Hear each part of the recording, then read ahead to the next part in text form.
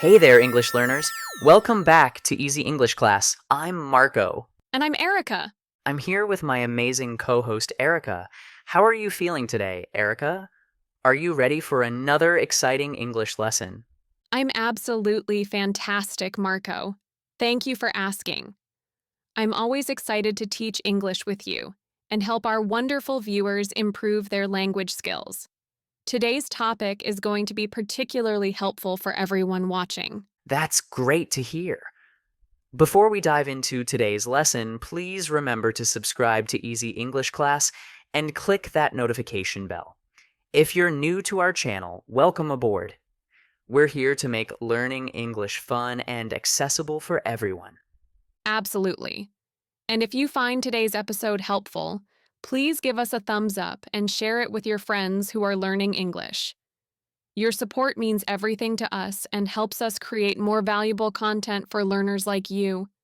Every like and share makes a real difference. It truly does. So, Erika, I have to admit, today's topic makes me a little nervous.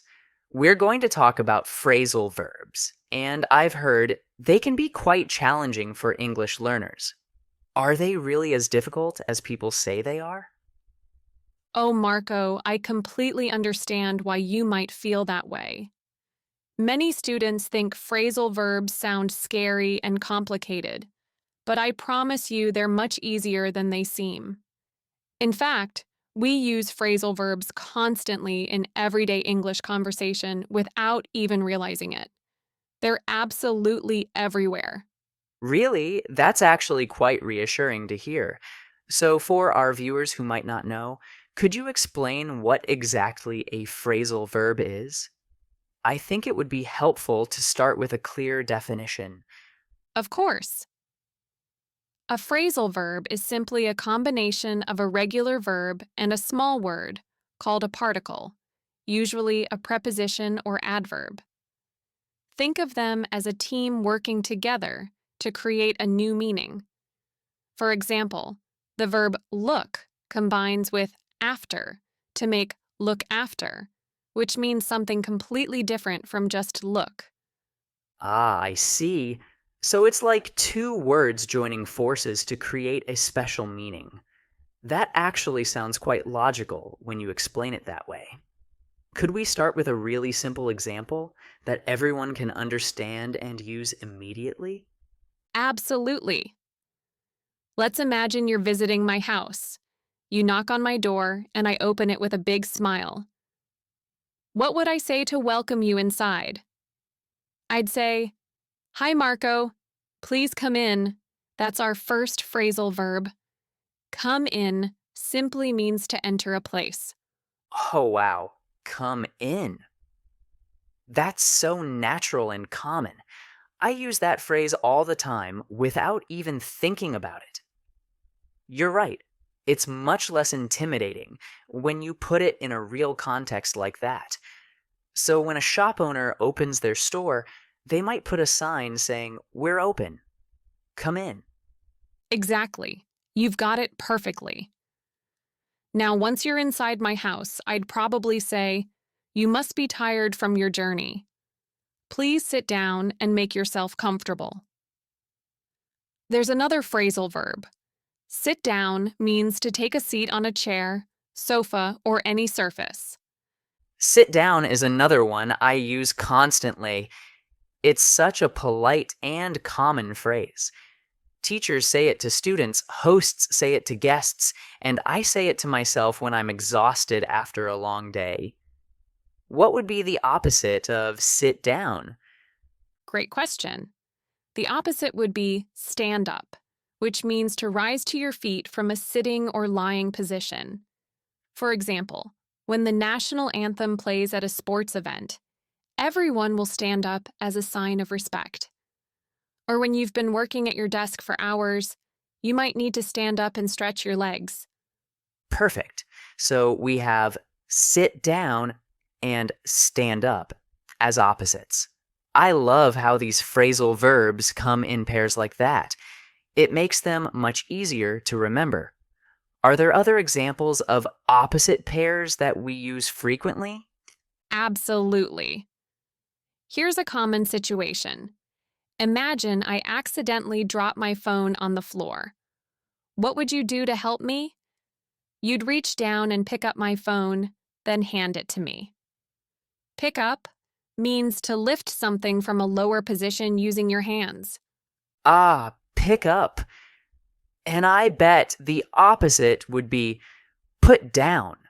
So, after I pick up your phone and look at it, I would then put down your phone on the table. It's like a complete action.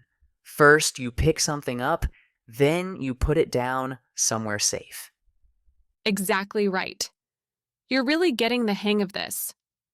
Pick up and put down are perfect opposites, just like sit down and stand up. But here's something interesting. Pick up can also mean to collect someone. For example, parents pick up their children from school, or you might pick up a friend from the airport.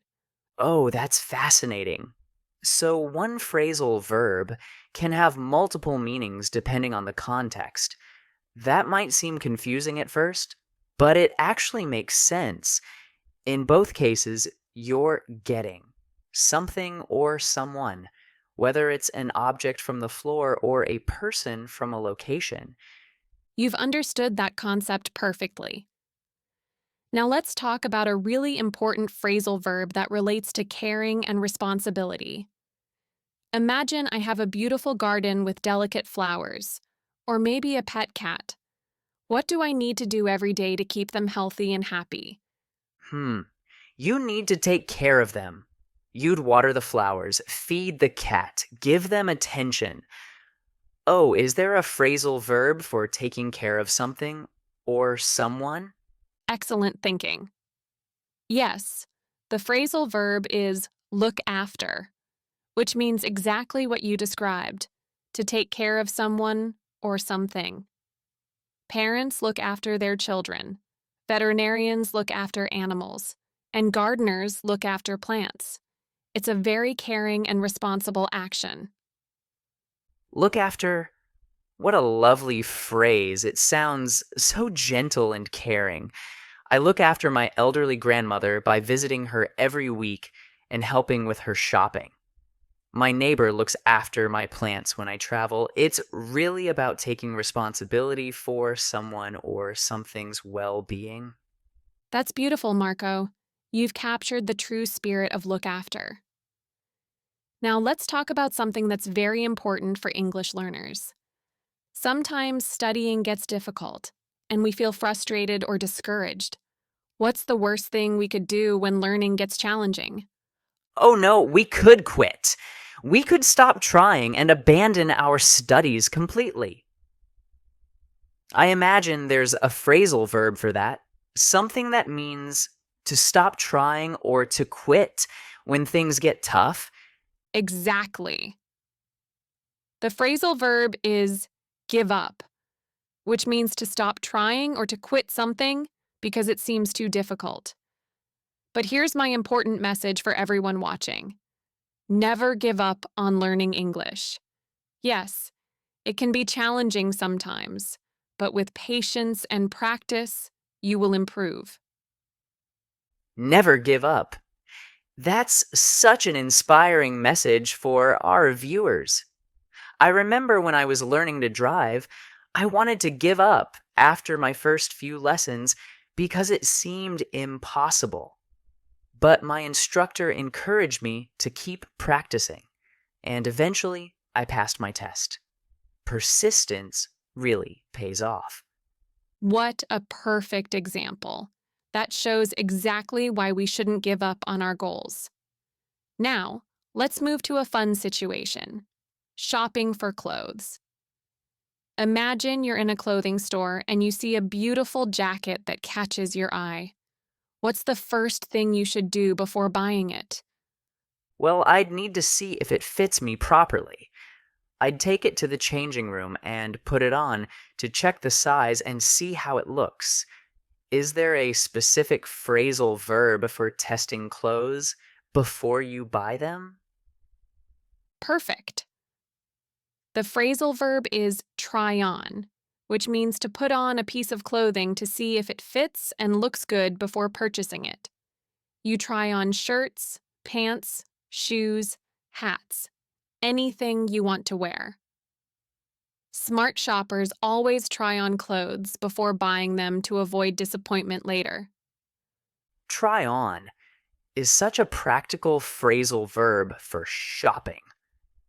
I learned this lesson the hard way when I bought a sweater online without trying it on first.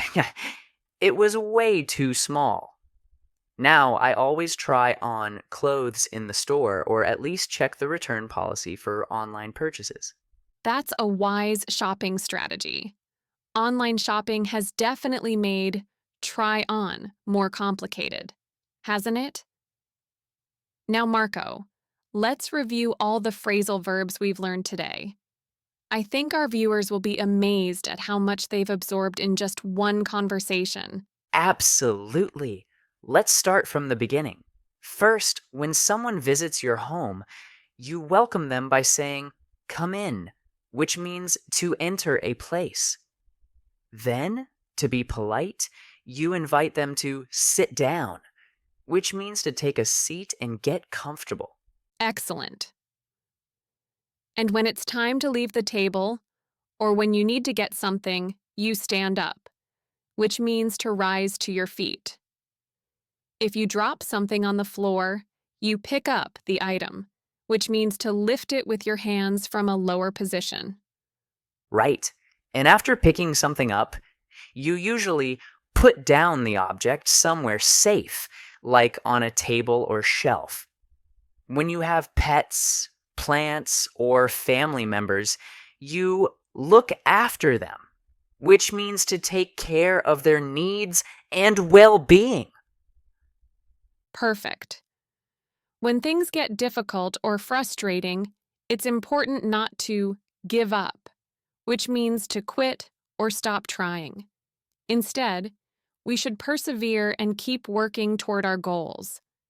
And when shopping for clothes, always try on items first, which means to wear them temporarily to check the fit and appearance. Wow, that's 8 incredibly useful phrasal verbs that we use in daily conversation. You know what, Erica? I feel so much more confident about phrasal verbs now. They really aren't as scary as I thought. They're just natural parts of English that make our communication more expressive and precise.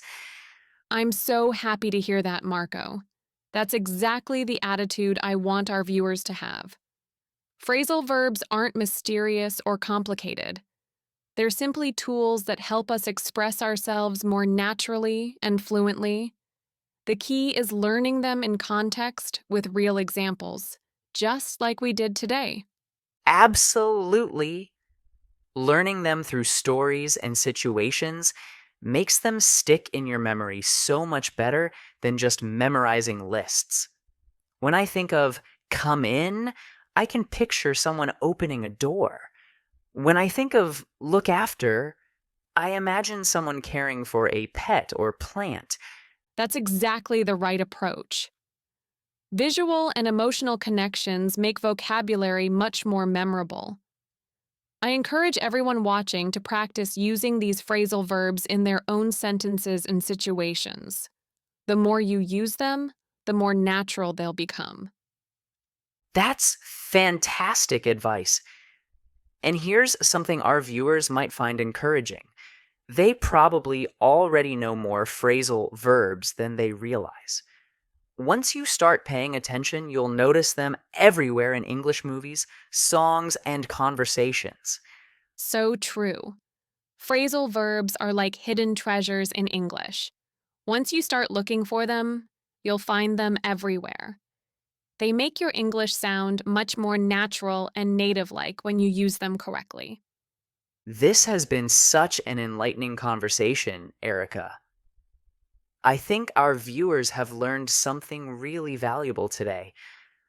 Phrasal verbs don't have to be intimidating. They're just another fun and useful part of the English learning journey. I completely agree, Marco. And remember, everyone, Don't give up if phrasal verbs seem challenging at first. Like any aspect of language learning, they require practice and patience, but they're definitely worth the effort. They'll make your English sound much more fluent and natural. Perfect advice. Now, before we wrap up today's episode, let's give our amazing viewers a fun challenge. We want to see how well you've absorbed today's lesson and encourage you to practice using these new phrasal verbs. Great idea. Here's your challenge, everyone. In the comments below, please write one sentence using any of the phrasal verbs we learned today. You could write about coming into your house, looking after a pet, trying on clothes, or any other situation. We'd love to see your creativity. What a wonderful way to practice. And for extra credit, try to use two phrasal verbs in one sentence. For example, I picked up my cat and put her down on the sofa. Don't worry about making mistakes. That's how we learn and improve. Exactly. Making mistakes is a natural part of learning, so don't be afraid to experiment with these new phrasal verbs. We read every single comment and love seeing our students practice and improve their English skills. This has been such a fantastic episode, Erika. Thank you for making phrasal verbs so accessible and easy to understand. I think our viewers will feel much more confident using them in their daily English conversations now. 1. Come in, meaning to enter a place, room, building, or enclosed space. Usage: very polite and welcoming phrase used when inviting someone inside. Examples: please come in. Welcome to my home. The store is open. Come in and browse. Come in and sit down. You must be tired. Grammar note: can be separable or inseparable depending on context formality. Neutral, used in both formal and informal situations. 2. Sit down, meaning to move from standing to a seated position, to take a seat. Usage: polite invitation or instruction to be seated. Examples: please sit down and make yourself comfortable. The teacher asked all students to sit down. I'm exhausted. I need to sit down for a moment. Grammar note: inseparable phrasal verb. Formality: neutral, appropriate for all situations. Cultural note: often used as a polite gesture of hospitality. Third stand-up, meaning to rise to your feet from a sitting, lying, or crouching position. Usage: can be voluntary action or response to instruction. Respect. Examples: everyone stand up when the judge enters the courtroom. I've been sitting too long. I need to stand up and stretch. Students stand up to show respect when the teacher arrives. Grammar note: inseparable phrasal verb. Opposite: sit down. Cultural note: often associated with showing respect or formality. 4. Pick up, meaning 1. To lift something from a lower position using your hands. Meaning 2. To collect someone from a location. Meaning 3. To acquire, learn something quickly. Examples: can you pick up those papers from the floor? I'll pick up my kids from school at 3 p.m. She picked up Spanish very quickly during her trip. Grammar note: separable phrasal verb. Pick it up. Pick up the phone. Usage: one of the most versatile phrasal verbs in English. 5. Put down, meaning to place something on a surface, to set something down. Usage: completing the action of holding or carrying something. Examples: put down your bags and relax. She put down the book and looked at me. Please put down your phones during the meeting. Grammar note: Separable phrasal verb. Put it down. Put down the cup. Opposite. Pick up note. Also has other meanings like to criticize, but not covered in this lesson. 6. Look after. Meaning to take care of someone or something, to be responsible for well-being.